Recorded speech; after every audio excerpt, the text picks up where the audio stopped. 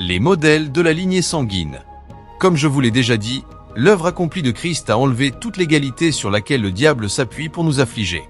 Mais si nous créons des occasions pour Satan à travers la chair, il se présentera et nous deviendrons des victimes. C'est pourquoi beaucoup de générations, bien qu'elles soient chrétiennes, vous pouvez encore retracer une oppression démoniaque parce qu'il y a des modèles de la lignée sanguine. Il y a des opérations de la chair qu'ils n'ont pas traitées. Je vous ai montré plusieurs fois comment Abraham aimait les femmes belles, Isaac aimait les femmes belles, Jacob aimait les femmes belles. Abraham a menti à Abimélec. Isaac a menti à Abimélec. Donc il y avait des modèles. Abraham ne pouvait pas endurer la famine. Il a couru en Égypte. Isaac a couru en Égypte. Donc ce que Satan fait c'est, tu as donné ton cœur à Christ. Oui, je n'ai pas de pouvoir sur toi. Oui, mais j'attendrai les faiblesses de la chair afin que tu ouvres la porte pour que j'entre. Paul a dit en Éphésiens 4 verset 27, il a dit, ne donnez pas lieu au diable. S'il vient, il vous pillera. Mais la façon dont nous donnons lieu au diable est à travers les faiblesses charnelles que nous n'avons pas traitées. Et si vous voulez vraiment sortir de ces combats, il y a certaines procédures sacerdotales que vous devez suivre. Gloire à Dieu. Procédure sacerdotale. Mais laissez-moi vous montrer rapidement certains modèles qui arrivent aux gens. Numéro 1. Molestation spirituelle surtout dans les rêves. Le progrès de certaines personnes est devant elles. La porte doit s'ouvrir demain. Elles auront le même rêve la nuit précédente et tout s'écroule. Et elles peuvent vous dire que cette chose s'est répétée 5 fois sans faute. Certaines, la nuit précédant cette opportunité, elles se trouveront molestées sexuellement et le lendemain cette chose doit s'écrouler. Venez regarder avec moi. Il y en a qui ont des esprits qui viennent les molester littéralement sexuellement et elles seront tourmentées pendant des années. C'est pourquoi j'ai commencé en vous disant qu'il y a certaines choses qui peuvent être difficiles à expliquer doctrinalement, mais ne doutez jamais de leur manifestation. Elles sont appelées modèles de la lignée sanguine. Pour certaines, c'est la mort. Au moment où vous entrez dans 32 ans, et vous verrez que cela est arrivé à 3 personnes, 32 ans une semaine avant l'anniversaire ou 2 semaines après l'anniversaire, et vous vous demandez ce qui se passe. Modèle de la lignée sanguine. Satan profite d'une faiblesse pour créer une ligne d'oppression dans cette lignée sanguine. Ce n'est pas quelque chose que vous sortez juste et dites ça ne peut pas arriver. Ça ne peut pas arriver. Si vous ne traitez pas cette porte, cela arrivera que vous le vouliez ou non parce que c'est vous qui l'avez fait Seigneur et il exercera sa seigneurie parce qu'à celui à qui vous vous livrez comme serviteur pour obéir, vous êtes serviteur de celui que vous obéissez. Donc si vous créez une porte quand Satan vient, ne le blâmez pas quand il exerce son gouvernement. Donc il y a des modèles que nous permettons à Satan d'édicter à cause de nos opérations charnelles. Comment traitez-vous les modèles de la lignée sanguine? Numéro 1. Vous devez prendre du temps pour étudier le modèle et le comprendre. 2 Corinthiens 2 verset 11. Paul a dit, « Nous ne sommes pas ignorants des ruses du diable, afin qu'il n'ait pas d'avantage sur nous. » Si vous ne connaissez pas le modèle, vous ne saurez même pas ce que vous combattez et vous ne concentrerez pas votre attaque contre Satan. S'il s'agit de la mort, asseyez-vous, étudiez le cycle, comprenez-le. Parce que si cette saison arrive, l'ange de la mort se présentera, mais vous serez prêt avant qu'il ne se présente parce que vous avez étudié le cycle. Si vous ne connaissez pas le cycle, vous ne saurez même pas quand vous préparez. Donc la première chose est de comprendre le cycle. Pourquoi est-ce que tous les 6 mois je dois forniquer? Donc quand le 5e mois approche, vous vous mettez à couvert. Si vous ne connaissez pas le modèle, vous ne pouvez pas gagner. Donc la première chose est de comprendre le modèle. Numéro 2 est de fermer chaque porte d'intrusion que Satan a. Parce que si vous ne fermez pas ces portes charnelles, si Satan vient, c'est la porte qu'il utilisera toujours. Et beaucoup de personnes font des déclarations, mais les portes sont ouvertes. La porte de l'alcoolisme est ouverte. La porte de la débauche est ouverte. La porte de la folie est ouverte. La porte de l'absence de pardon est ouverte. La porte du commérage est ouverte. Et il déclare que cela n'arrivera plus. Cela n'arrivera pas. Satan ne se préoccupe pas de telle personne. Quand il vient, la porte est poreuse. Il entrera juste, fera ce qu'il veut faire et sortira. Continuez à chanter votre chanson. Pour certains, c'est des maladies terminales. Vous découvrez juste que chaque génération, les gens ont le diabète. Cela n'a rien à voir avec le sucre. Grand-père diabétique, père diabétique, fils diabétique, diagnostiqué dès la naissance. Et vous vous demandez quels sont ces modèles. Pour certains, c'est la folie. Au moment où ils atteignent 23 ans, ils deviennent fous. Et vous dites que se passe-t-il? C'est un modèle. Ce n'est pas quelque chose que vous chassez simplement. Il y a une technologie sacerdotale pour traiter cela. Le problème que beaucoup de chrétiens ont qui les rend frustrés est qu'ils citent des écritures quand ils devraient traiter la réalité. Donc, quand nous citons les écritures, nous n'avons pas tort. Mais il doit y avoir une vie correspondante qui soutient l'écriture que nous citons. Sinon, nous faisons une caricature de nous-mêmes. Donc après avoir discerné le modèle qui vous fortifie avec une compréhension de la carte, possible en connaissant les saisons où les choses arriveront, commencez à fermer les portes. Je vous ai raconté mon histoire quand je priais contre certains modèles dans ma famille. Je me tenais dans ma chambre en priant, et soudain mes yeux se sont ouverts. J'ai vu 2 créatures apparaître dans ma chambre. L'une avait 10 cornes. L'autre ressemblait à un homme exhumé de la tombe en partie en décomposition. Vous regardez, vous voyez le squelette et d'autres choses. Qu'est-ce que cela signifie? Et le Saint-Esprit a commencé à me parler. Il a dit ce sont les êtres qui ont contrôlé la destinée des hommes dans ta lignée. J'ai dit, mais je suis né de nouveau. Et le Saint-Esprit m'a dit qu'il y a des forces de la chair qui ont été instituées dans ta lignée sanguine qui leur donnent un avantage. Et il en a mentionné 4. Il a dit numéro 1 le mensonge. Numéro 2 l'orgueil. Numéro 3 l'ivrognerie. Numéro 4 la débauche. Allez vérifier votre lignée. Vous trouverez difficilement un homme qui ne fait pas 1, 2 ou toutes ces choses. C'est pourquoi quand ces êtres viennent, ils sont impuissants. Pendant que nous étions ici en train de parler, la parole a disparu et nous étions debout dans ma cour et le Saint-Esprit m'a dit pour traiter avec eux, tu ne dois pas permettre ces manifestations dans ta vie. Donc je sais cette chose. Tu utilises le sang, tu utilises l'œuvre accomplie, mais tu ne dois pas permettre la consécration que ces esprits ont apportée dans ta lignée parce que ces choses que vous appelez chères sont en réalité leur propre adoration. Donc dans ma famille, si tu te livres à la débauche, tu adores ces êtres. Si tu mens, tu adores, et j'ai vérifié l'orgueil est comme un ADN. Même les petites personnes, quand elles te regardent en fait, elles nous appelaient, vous savez ce que cela signifie tonnerre. Donc vous voyez un petit garçon marcher, ils te regarderont papa quand tu as 3 ans, si tu peux boire 4 tasses de vin de palme, ils diront celui-ci est un homme en fait, ils le diront comme une prophétie. Donc quand nous étions petits, donc quand une occasion arrive, vous verrez un petit garçon venir, ils te donneront une tasse quand tu l'as, mais tu ne la poseras pas, si tu la poses, tu es un homme faible, tu la boiras jusqu'à ce que toute la tasse soit vide. Quand tu la poses ici, tu regardes, tu es un guerrier, et alors il vérifie combien tu peux boire et rester encore vaillant. Pendant ce temps, ce sont des dévotions à des puissances, et alors vous voyez la mort. Vous voyez la stagnation. Vous ne pouvez pas louer. Vous priez, rien ne change, parce que pour que cela change, vous devez fermer la porte. Il y a une adoration qui se passe dans les ténèbres que vous devez arrêter parce que vous ne pouvez pas servir 2 maîtres. Vous adorez le diable et vous demandez à Dieu de l'éloigner. Vous lui avez donné votre allégeance. Donc Dieu m'a enseigné. Il a dit ferme ces portes. Ferme ces portes. Si je m'aventure dans l'une de ces choses et que j'en fais une pratique, je sais que ma fin est venue parce que ces êtres respecteront toujours leur calendrier. Il est dit que Satan a quitté Jésus pour un temps. Ils reviennent toujours. Ils ne manquent jamais leur rendez-vous. Donc quand vous étudiez le modèle, vous pouvez dire quand Satan viendra. Vous pouvez dire dans ma maison entre mars et mai il y a un problème. Et si vous le ratez, vous serez choqué. Vous pouvez le retracer, c'est si précis, et vous vous demandez qu'est-ce que c'est?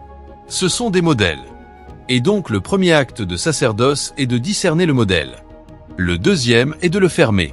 C'est pourquoi si vous devez prêcher aux gens, prêchez-leur. Ce n'est pas tout que vous priez sur l'autel et dites « je couvre ma mère ». Je couvre mon frère. Faites-les d'abord se soumettre à Dieu. Quand ils sont soumis à Dieu, alors vous pouvez commencer à faire valoir l'œuvre accomplie de Christ. Si vous ne fermez pas la porte, vous citerez des écritures et vous vous demanderez pourquoi elles ne fonctionnent pas. Parce que vous citez des écritures à des gens qui adorent Satan. Donc identifiez le modèle, fermez les portes, faites valoir l'œuvre accomplie de Christ. C'est là que vous venez et vous dites quiconque est né de Dieu surmonte le monde. Quand je le dis, je sais que Satan ne peut rien faire parce qu'il est l'accusateur. Il n'aura aucun terrain. Ils l'ont vaincu. Je sais. Voyez, chacun de vous assis ici, si vous prenez le temps d'étudier, vous retracerez le modèle dans votre propre lignée sanguine. Si vous prenez le temps d'étudier, vous connaîtrez les portes que Satan utilise. Certains d'entre vous qui sont assis ici, si vous voyez de l'argent, tout votre corps commence à trembler. S'il s'agit d'argent, ils n'ont pas besoin de vous conseiller. Vous compromettrez en cherchant qui vous donnera. Et vous vous demandez ce qui se passe. Modèle, modèle. Et le diable s'assurera que la consécration soit gardée afin que quand il vienne, il ait autorité. Donc avant de commencer à déclarer ce que Christ a fait, assurez-vous que les portes sont fermées. Les portes sont fermées. Si les portes ne sont pas fermées, bien que Satan soit vaincu, pourtant dans votre propre vie, il aura la victoire. Enfin, Réclamez la miséricorde. Afin que dans le cas où il y a quelque chose que vous n'avez pas fait, la souveraineté de Dieu la surpassera. Il a dit pour pervertir un homme dans son chemin. Il a dit le Seigneur n'approuve pas. Ce sont les 4 exigences sacerdotales pour traiter les modèles de lignée sanguine. Et je l'appelle lignée sanguine parce que leurs manifestations sont particulières aux familles et leurs manifestations sont autorisées par les faiblesses charnelles. C'est le canal sacerdotal. Identifiez le modèle. Sachez quand les occurrences sont possibles afin que vous montiez votre défense dans le sacerdoce. Puis fermez les portes de la chair par la consécration à Dieu. Puis faites valoir l'œuvre accomplie de Christ. Puis tenez-vous sur la miséricorde de Dieu. Si vous faites cela, tout ce que la chair parraine prendra fin automatiquement dans votre vie. Maintenant laissez-moi ajouter ceci. La deuxième façon de traiter les modèles de la lignée sanguine est par le service. Après le sacerdoce, vous avez maintenant le service. Je vous le dis, voyez, s'il y a un piège sur votre famille et qu'au moins une personne n'est pas entièrement donnée à Dieu, tout le monde dans cette famille sera anéanti. Si vous avez le temps, allez vérifier les familles qui ont combattu des batailles. Une personne doit devenir un prêtre de Dieu. Vous devez être dédié. Dieu choisira. Je vous le dis. Voyez, tout le monde servira Dieu, mais une personne deviendra un sacrifice vivant parce que l'une des façons de briser ces choses est par un service engagé. Vous devenez comme une offrande brûlée. C'est ce qui l'arrête. C'est pourquoi Éphésiens que nous avons déjà lu 6 verset 15, il a dit la préparation, la chaussure et la préparation du service de l'évangile. Pourquoi pensez-vous que vous voyez certains hommes, ils sont millionnaires, ils sont encore huissiers à l'église? Vous dites il est humble. Il est humble. Cela n'a rien à voir avec l'humilité. Ce service est son arme. Il sait combien d'affaires il a faites qui ont échoué. Mais au moment où il a commencé à servir Dieu, il a vu qu'il a commencé à monter en flèche. Il a maintenant découvert que son assurance était son service. Donc ce service est devenu un mémorial à Dieu. Vous arrivez dans certains endroits, vous voyez des milliardaires. Ils disent qu'ils vont à l'évangélisation. Ils sont les premiers. Le samedi, ils sont là. Ils laissent toutes les affaires. Pendant ce temps, ce sont des gens pour qui chaque heure a des implications en millions. Et vous les voyez dans la rue. Parfois, ils font même des caricatures. Ils jouent. Vous voyez de petits garçons, ils disent « c'est mon leader ». Et le petit garçon dira « tu sais, le Seigneur, tu n'as pas idée. Tu n'as pas idée. Cet homme combat une guerre et la clé de cette guerre est le service. Donc même si cela signifie qu'il doit se baisser pour son petit-fils, il le fera. En ce qui le concerne, il ne voit pas ce garçon. Il voit Dieu. C'est Dieu qui l'a, et tant qu'il sert, la forteresse est autour de lui. Rien ne peut pénétrer, rien ne peut pénétrer. Il a trouvé une clé, le service à Dieu. C'est ainsi que vous vous cachez en Christ. Vous vous cachez par une dévotion absolue à Dieu. Mais certains d'entre nous ici, nous combattons des batailles et nous ne pouvons pas servir. Vous ne pouvez pas venir au service d'église. Vous ne pouvez pas aller à l'évangélisation. Vous ne pouvez pas donner pour l'avancement du royaume. Vous n'êtes nulle part à trouver. Vous finirez par vous lamenter et vous lamenter et vous lamenter. Le jour où je suis devenu entièrement donné à Dieu, ma vie est devenue un mystère. Nous dormions littéralement à l'église maintenant. Est-ce l'intelligence? Est-ce le don? Par les miséricordes de Dieu, nous avions peu que partout où nous allions, vous savez, quelqu'un venait. Mais rien ne fonctionnait. Avec une maîtrise, j'enseignais la chimie en tant que chef de département. Vous dicterez toute la note de votre cerveau. Pourtant vous gagnez 20 000. Pendant ce temps, c'est 20 000 votre transport qui est une moto et 14 000. Qui oserait penser à conduire une voiture? Que se passe-t-il? Il y a des forces qui ne vous laisseront pas monter. Quand j'ai découvert la voie du service, je me suis branché. Nous irons à la croisade. Nous n'accepterons même pas de dormir à l'hôtel. Nous dormirons sur le terrain de la croisade. Arrangez les chaises. Dormez là. Un moment est venu. Nous sommes devenus une offrande brûlée. Si vous nous touchez, vous touchez Dieu. Et les choses ont éclaté de tous côtés. C'est ainsi que Dieu préserve les gens. Service. Service. Vous le chantez, les gens ne le comprennent jamais. Ce n'est pas à propos du pasteur. C'est d'abord à propos de Dieu et de ton avenir. Regardez ce que Malachie 3 dit à partir du verset 17. Lisons cela pendant que j'avance. Allez au verset 16. Laissez-moi commencer par là. Il a dit, « Alors ceux qui craignaient l'Éternel se sont parlé les uns aux autres comme nous le faisons maintenant. Et l'Éternel a été attentif et a entendu, et un livre de souvenirs a été écrit devant lui pour ceux qui craignent l'Éternel et qui pensent à son nom. » C'est la prière. C'est le sacerdoce. C'est l'adoration. Allez au verset suivant. Vous voyez maintenant le service. Et ils seront à moi, dit l'Éternel des armées.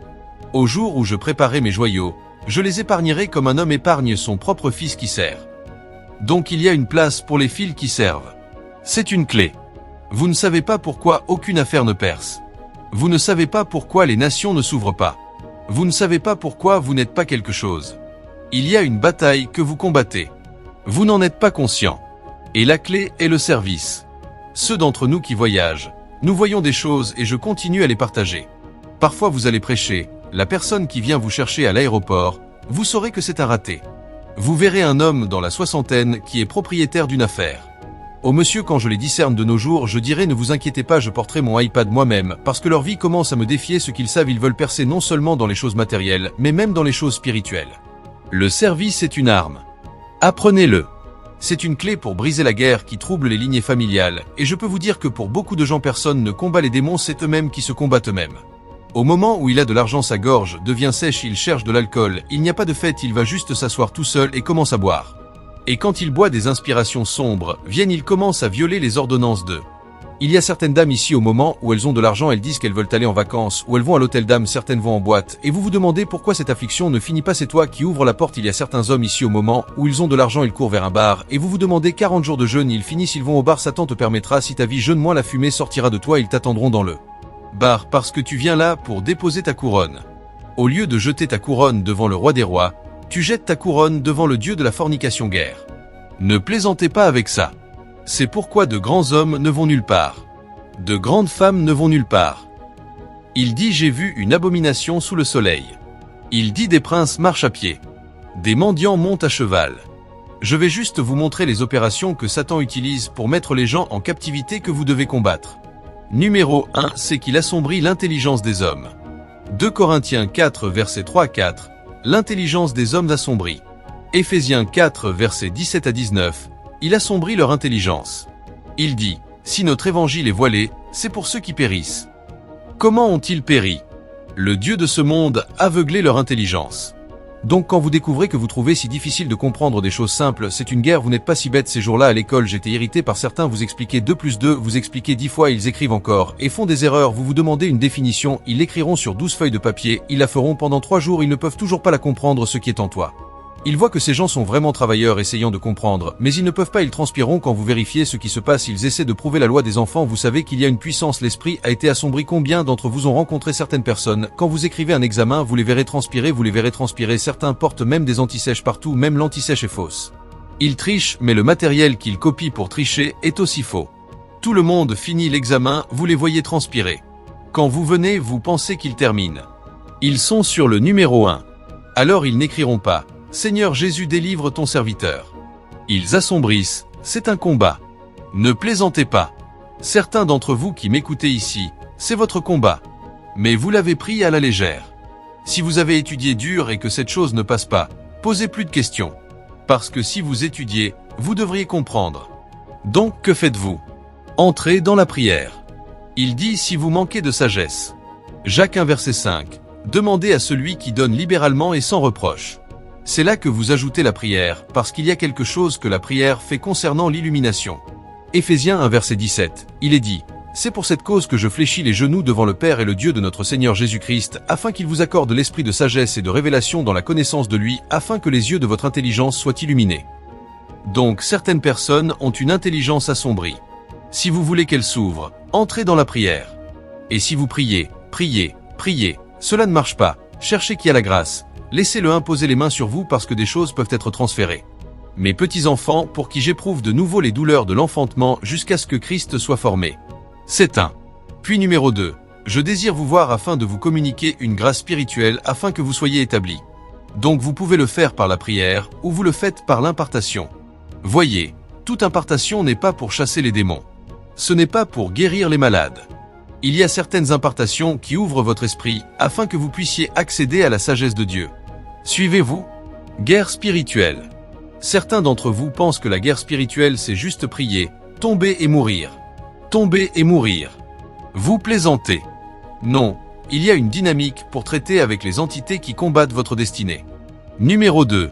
Que fait Satan? L'illégalité. Il plante l'illégalité dans l'âme de certains. Avez-vous vu certaines personnes qui du matin au soir ne pensent qu'au mal et ils n'y sont pas arrivés depuis la primaire 2? Ils ont été perfides. Ils sont un commencement mauvais. C'est un combat dans certaines lignées sanguines et le démon l'utilise sur certaines personnes. Ils aiment juste tout ce qui est illégal. Un enfant à 1 an, il vient, donne des coups de pied partout. Il va en classe. Il poignarde quelqu'un avec un stylo. Et vous vous demandez où as-tu appris ça? C'est un combat. Et il grandit avec cette illégalité. Éphésiens 2 verset 2, voyez ce que la Bible a dit. Il les appelle ceux qui marchent selon le prince de la puissance de l'air. Il a dit, dans lesquels vous marchiez autrefois selon le cours de ce monde, selon le prince de la puissance de l'air, l'esprit qui opère maintenant dans les enfants de la désobéissance. Et la même chose peut s'appliquer à un croyant s'il ouvre la porte à Satan. C'est pourquoi certaines personnes ne pensent qu'au chaos. Elles ne pensent qu'à la rupture de l'ordre et de la loi. Elles ne semblent pas pouvoir faire ce qui est juste. Même quand elles essaient, elles luttent. C'est l'esprit d'illégalité. C'est une attaque. Et quand vous êtes illégal, même Dieu devient prudent pour vous confier des choses. Il dit ne jetez pas les choses saintes à celui-ci. Il les piétinera sous ses pieds. Puis la pauvreté, après la maladie, vous avez la pauvreté. Voyez, il y a des gens qui sont affligés d'une pauvreté chronique. Ils ont la meilleure vision, mais personne ne peut l'entendre. Vous savez, je plains les gens qui pensent que la richesse est seulement une question de travail dur. Je crois au travail dur. Je vous ai enseigné sur la prospérité universelle. Des investissements aux dons, à la productivité, à l'invention, à l'héritage. Je connais tout cela. Mais si Satan est impliqué, vous serez choqués. Il y a une dimension spirituelle à l'argent et à la richesse. Il y a des gens qui sont affligés non pas par la maladie, mais par la pauvreté. Regardez la vie de Job. Tout ce qu'il avait a été balayé par Satan. Jean 10 verset 10. Le diable ne vient que pour tuer, voler et détruire. C'est Satan pour vous. Il a rendu certaines personnes pauvres. En 1 Thessaloniciens 2 verset 18, Paul a dit, « Nous désirions venir vous voir. » Mais le diable a fermé la porte. Donc il y a un combat contre la pauvreté. C'est une attaque dans certains cas. Quand vous appliquez tous les principes universels, investissement, créativité par la sagesse, déploiement de votre don, et que cela ne marche pas, vérifiez le côté spirituel. Quelque chose ne va pas. C'est un combat. Comment traitez-vous cela? Numéro 1. Acceptez les bénédictions de l'Évangile. Acceptez-les. Laissez-les devenir votre réalité. 2 Pierre 1 verset 3 dit qu'il nous a donné toutes choses qui se rapportent à la vie et à la piété. Acceptez-le. En 1 Corinthiens 3 verset 21, il a dit « Toutes choses sont à vous ». Acceptez-le. Il a dit que la communication de votre foi devient efficace par la reconnaissance de tout ce qui est bon en vous. Si vous voulez combattre la pauvreté, acceptez tout ce que Dieu vous a donné. Il y a un évangile qui circule maintenant que Dieu ne rend pas les hommes riches. Si c'est vrai, alors ne priez jamais Dieu pour qu'il vous bénisse. Parce que si vous priez, vous êtes un hypocrite. Vous savez, quand on veut s'attaquer nous-mêmes, on devient superficiel. Quand Paul a dit « Mon Dieu pourvoira à tous vos besoins selon sa richesse en gloire par Jésus-Christ ». Il a dit « Jésus ne rend pas les hommes riches ». L'objectif principal de Jésus n'est pas de vous rendre riche. Mais si vous suivez Jésus, vous ne pouvez pas être pauvre. Si vous êtes pauvre, c'est parce que vous choisissez la souffrance pour l'amour de l'Évangile, pas parce qu'il n'y a pas de principe dans l'Écriture pour vous habiliter.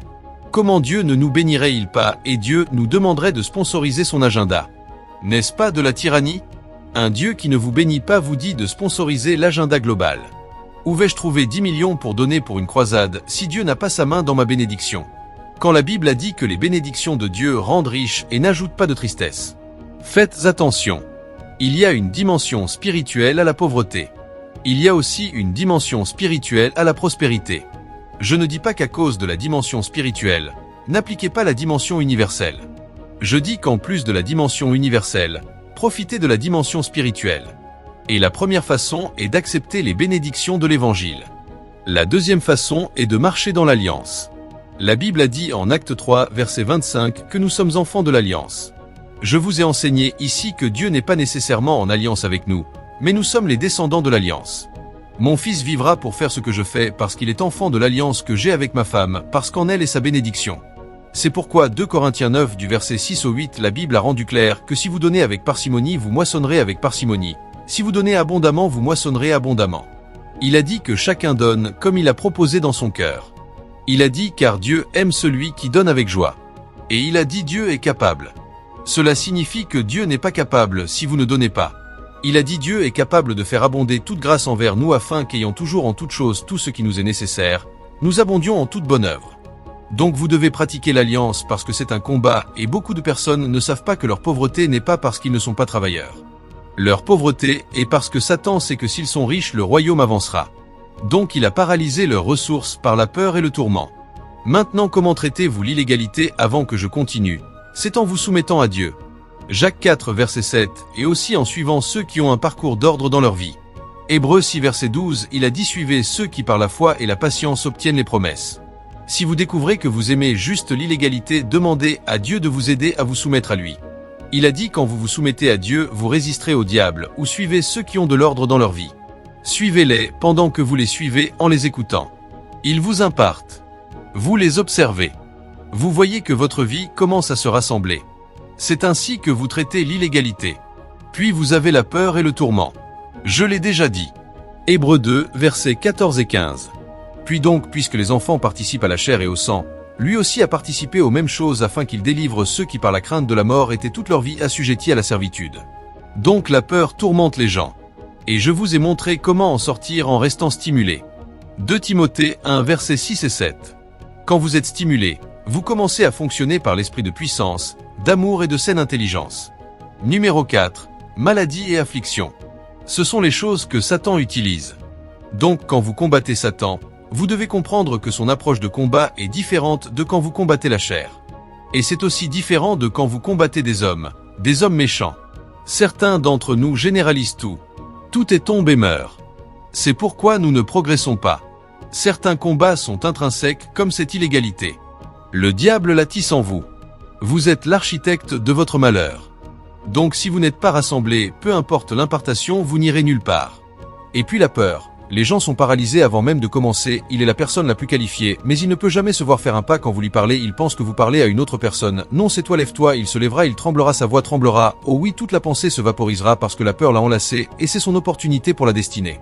Donc le diable n'a pas besoin de venir chaque nuit le tourmenter. Il plante juste la peur en lui afin qu'il rate sa saison. Un roi se présente. Les gens qui devraient le faire avancer sont assis. Ils disent, monsieur, qu'avez-vous à dire? Je n'ai rien. Avant qu'il ne parle, son cœur est sorti de sa bouche et la fenêtre passe. La fenêtre passe. Ces personnes, vous les verrez, vous pensez que vous devez imposer les mains sur elles. Non. Peur. Peur. La peur les a paralysés.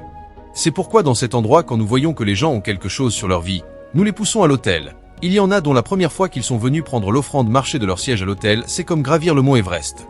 Et quand ils portent le micro, ils s'arrêteront 30 fois en 5 minutes. Je dis reste là. C'est soit que cette peur te tue ou tu la tues. Après 3 mois, vous les voyez, ils viennent maintenant et se tiennent comme des évêques. Pouvons-nous tourner à Malachie? Donc vous deux maintenant pouvez dire, pouvons-nous tourner? Si vous n'affrontez pas vos peurs, elles vous tueront. C'est un combat. Les démons sont intelligents. Ne plaisantez pas avec eux. La mort. Satan utilise la mort. S'il ne peut pas vous arrêter, il veut vous tuer. Apocalypse 2 verset 10, Jésus a dit, ils vous arrêteront, ils vous emprisonneront et ils vous tueront. Satan veut tuer. Donc, comment traitez-vous Satan? Numéro 1. Chassez les démons. Partout où vous voyez une opération démoniaque, chassez-les. Marc 16 verset 17, ils disent, en mon nom, chassez les démons. La plupart d'entre vous ne chassent pas les démons. Vous pensez que les démons sont chassés à l'église. Il y a plus de démons dans votre lieu de travail que dans l'église. Il y a des moments où vous entrez dans votre bureau, vous remarquez des opérations démoniaques. Vous commencez à leur résister en prière. Parfois vous allez au bureau 2 heures avant l'heure. Vous fermez la porte et vous adressez à tous les démons qui rôdent autour afin qu'il n'ait pas de place. Sinon, ils manipuleront les hommes dans ce bureau et vous feront tomber. Chassez les démons. Apprenez-le. Jésus chassait les démons au marché. Il chassait les démons partout où il allait. Vous devez apprendre comment chasser les démons en utilisant votre autorité au nom de Jésus. Numéro 2. Lutter contre les principautés. Il a dit, nous ne luttons pas contre la chair et le sang. Si le diable veut vous faire tomber, dites-lui que vous descendrez d'abord. Et tout ce que Dieu vous dit de faire, faites-le de toute votre vie. Il y en a certains d'entre vous ici, Dieu vous dira prier la nuit.